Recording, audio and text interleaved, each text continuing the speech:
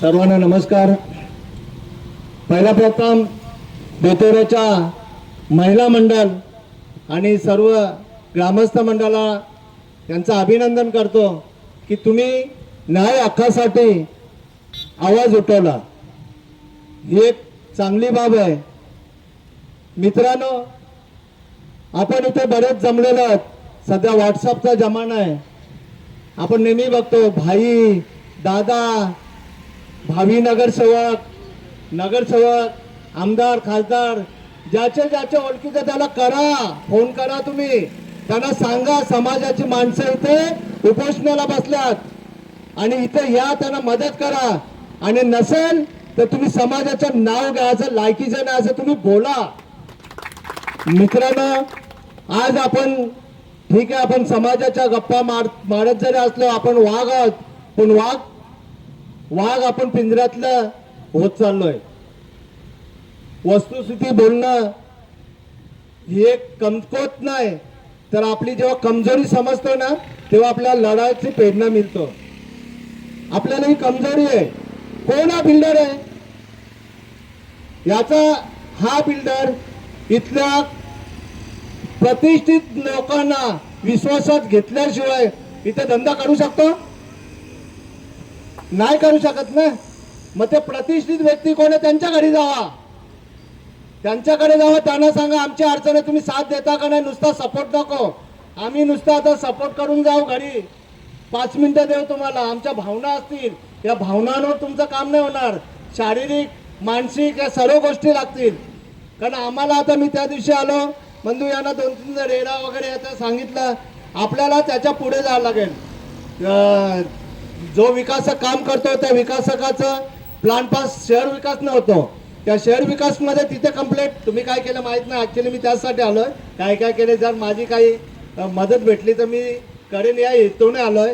जर त्यांना पण आपण तेव्हा का हा बिल्डर बदमाश आहे, या बिल्डरने इतका फसवलेला आहे आणि त्याची शहानिशा आपण करण्यासाठी आपण इथे जर आमचे आगरी समाज आजूपर्यंत दिवा, दातिवली, बेतोडे, आगासन, शील, खार्डी, फडकेपाडा ही आगरी समाजाची गावं गिनली जातात। आज नगरसेवक पण आपल्या आगरी समाजाचेच आहेत आणि आपल्याच आगरी समाजाला जर उपोषणाला बसत असेल तर थू आहे जिंदगीवर। बोलवा तुम्ही आता कधी टीएमसी मध्ये कधी जाणार आहेत? सर्व नगरसेवकांना आमंत्रण द्या, तुम्ही या आमच्या हक्कासाठी। आम्हाला बोलायला तर आम्ही येऊ, जे असेल ते रोखटोक बाप दाखवण्याचा श्राद्ध कर, उगाच गोल गोल फिरून नका।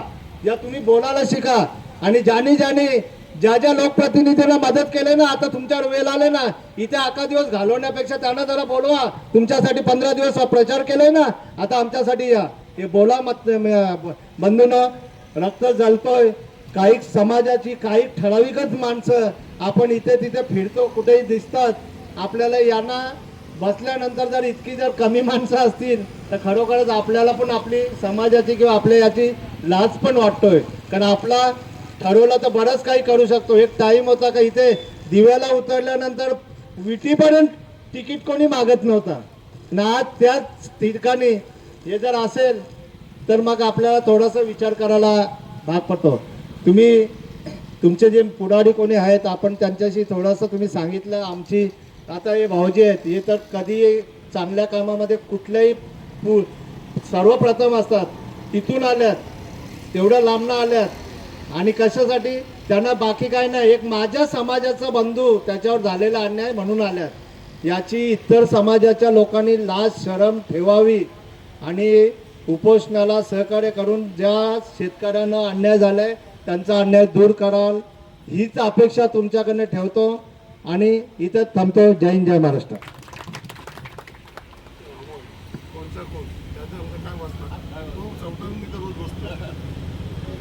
आदरणीय हिरा पाटील साहेब, सासरे लागतात माझे, कारण खराडीची माझी सासूरवाडी आहे, दौरवालिमकर।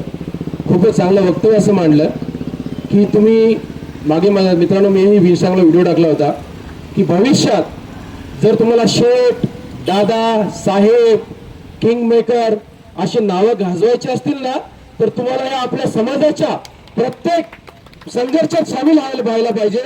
दिबा पाटील साहेबांचं आंदोलन सुरू आहे. मागे आंदोलन बघितलं असेल तुम्ही मित्र, बऱ्याच लोकांनी आंदोलन केलं, त्याबद्दल त्यांचा हार्दिक आभार व्यक्त करतो.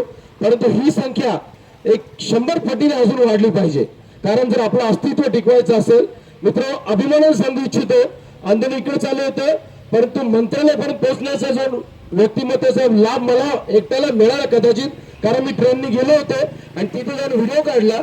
व्हिडिओ काढत असताना मला पोलिसांनी अडवलं, 4 पोलिसांनी घेरलं आणि मला विचारपूस सुरू केली, वेडी वाकडी वगैरे हे ते.